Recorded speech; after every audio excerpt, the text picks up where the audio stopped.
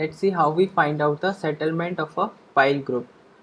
So we can calculate the settlement of pile group in sand as well as in clay. The method for both the cases is different. So first let's see for sand. So if we want to find out the settlement of a pile group in sand, so we use the data from pile load test. So in pile load test or from pile load test we can find out the settlement of the individual pile. Let's say it is Si, and from that if we want to calculate the settlement of a pile group, so we use this term, that is settlement ratio, and it is equal to Sg upon Si.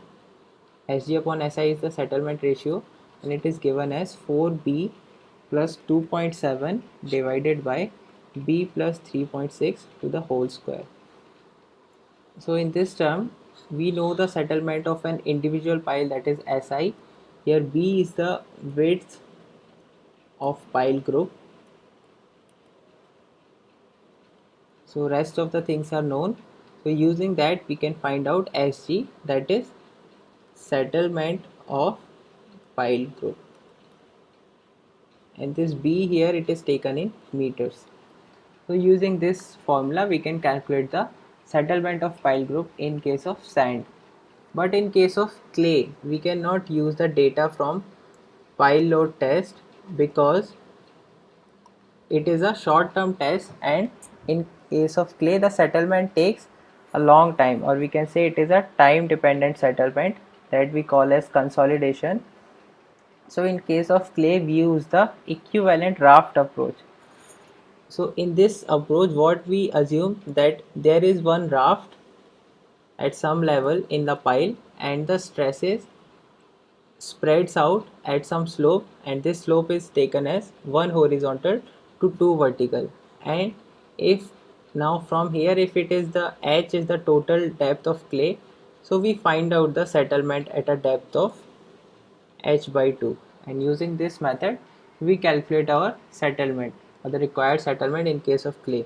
So the settlement formula is given as Cc H naught, that is what we saw in consolidation, Cc H naught upon 1 plus E naught log sigma naught, that is initial stress, delta sigma, that is the increase in effective stress, divided by the initial stress. So using this formula we find out our settlement. But there is this issue of the location of this raft. So there are some recommendations depending upon the subsoil conditions. So case 1 is when pile group is embedded in uniform clay, is embedded in uniform clay deposit. So from here, from surface up to this depth, this is uniform clay, and in this case, and below this uniform clay there is this hard stress. So how do we calculate the, or where is the location of the equivalent raft? So if the depth of the pile is L, then we take the equivalent raft at a location of 2 by 3 L, and let's say the dimension of the pile group is, this dimension is B, and let's say this dimension is L dash. Now how do we find, or how do we use this formula? So first of all we have taken the raft at this level 2 by 3 L, and then we spread our stresses at this slope, that is 1 horizontal to 2 vertical. So from here, that is the location of the raft, and up to the hull stratum this total depth is h. So as I said, we calculate the consolidation or the settlement at a depth of h by 2 from this location, that is the base of the raft at the middle of the consolidation layer. So now this location of the raft is our surface. So from the surface in this clay layer we calculate at the mid depth, that is h by 2. So we have to find out the settlement at this location. So first of all we need the stresses at this location. So what is the initial stress, or let's say what is the area first of all? So this initial area is B into L dash at this level, and after that it is increasing at this slope. So what is the area at this level? Let's say this is this point A. So what is the area at the level of A. So at the level of A, area is equal to this. From here this width is B, and this here it is equal to h by 4. This is h by 2, and with this slope this is h by 4. Similarly on this side also it is h by 4.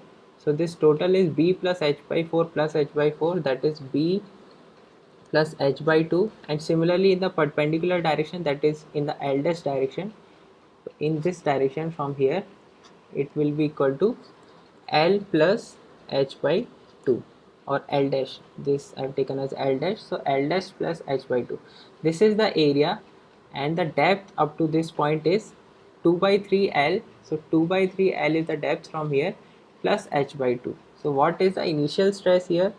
Initial stress sigma naught is equal to the depth, that is equal to 2 by 3 L plus h by 2, that is 2 by 3 L is this depth plus h by 2, multiplied by the unit weight of the soil in this zone. So what is the unit weight here? Multiply by the depth gives us the initial stress. Now increase in stress. So initial stress was just there because of the soil. Now why would this increase in stress come?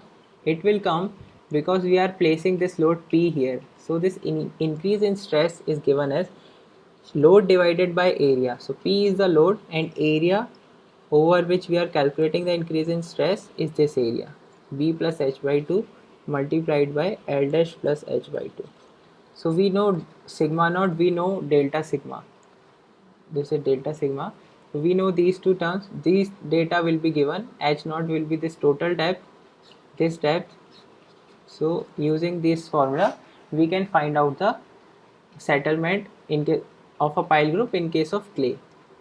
So that is our case 1, when the pile group is embedded in uniform clay. Now after that, let's see if there are layered soil. So on the top it is soft soil, and below that it is a stiff soil. So soft soil there is there up to a depth of L1, and stiff soil is there up to a depth of L2, or in this whole region it is just stiff soil, but the L2 part of the pile is being covered by this stiff soil. So case 2 I can write here as when piles are driven into strong stratum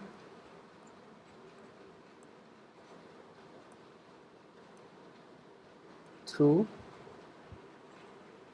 overlying soft stratum, overlying soft soil we can write.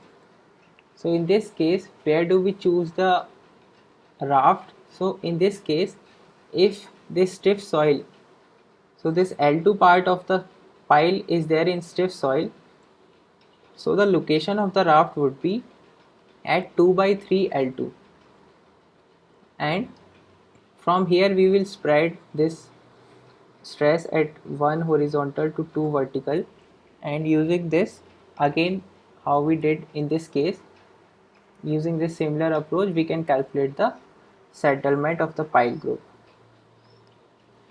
So that is the second case, and after that case 3 is there when it is the whole firm stratum,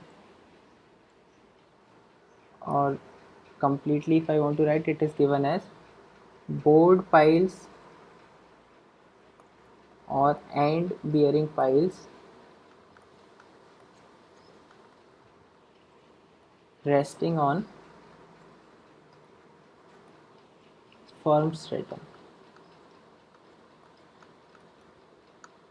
So this whole soil is very firm soil or stiff clay. So in this case we assume the raft at the base of the pile. So at a depth of L, where L is the total depth of pile group, at a depth of L we assume our raft, and from there this would be, the stress would be spreading at a slope of 1 horizontal to 2 vertical, and using this we will find out the settlement at this midpoint, that is the midpoint of this clay group, midpoint from the location of the raft. So using this method we can find out a settlement in this case. So these are the three different cases which are encountered in field in case of clay. But one more thing which you can remember here is that the settlement of individual pile, or I can write as settlement of pile group, is always more than settlement of individual pile, because in case of single pile it will have something, the influence zone would be something like this, but in case of group of pile this influence zone or the zone of influence is very large. So because of this reason, if the load in a single pile, here it is P, and in the pile group also if this load is like P on each pile, so in this case also the settlement for a pile group will be more, whereas or compared to the settlement for an individual pile. So this thing will be clear with one example. So in next video I'll do example for this case.